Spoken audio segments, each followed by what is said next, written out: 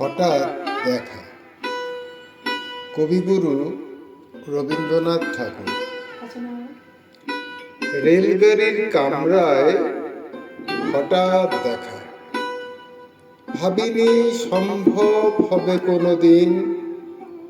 আগে ওকে বারবার দেখেছি লাল রঙের শাড়িতে, ডালিম ফুলের মতো রাঙা। আজ পরেছে কালো রেশমের কাপড়, আঁচল তুলেছে মাথায়।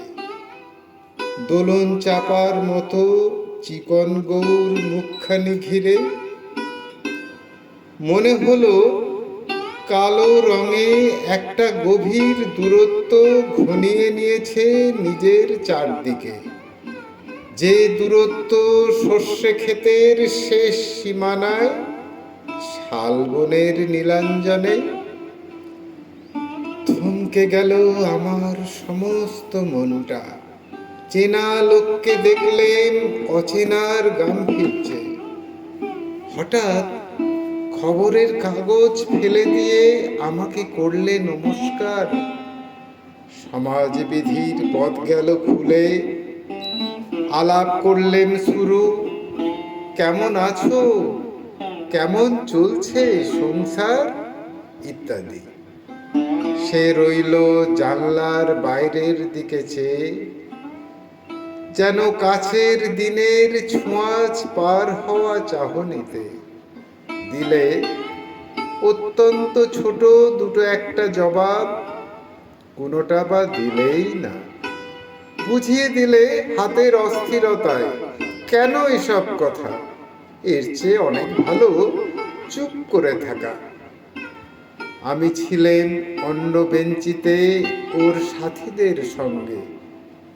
এক সময় আঙুল নেড়ে জানালে কাছে আসতে। মনে হলো কম সাহস নয়। বসলুম ওর এক বেঞ্চিতে।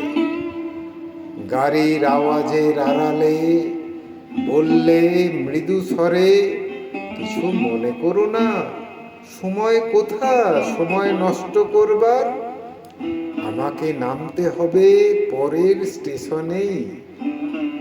দূরে যাবে তুমি, দেখা হবে না আর কোনো দিনই।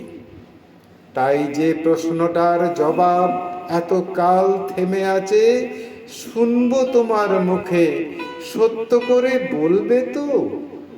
আমি বললেন, বলবো। বাইরের আকাশের দিকে তাকিয়েই শুধলো, আমাদের গেছে যে দিন, একেবারেই কি গেছে, কিছুই কি নেই বাকি।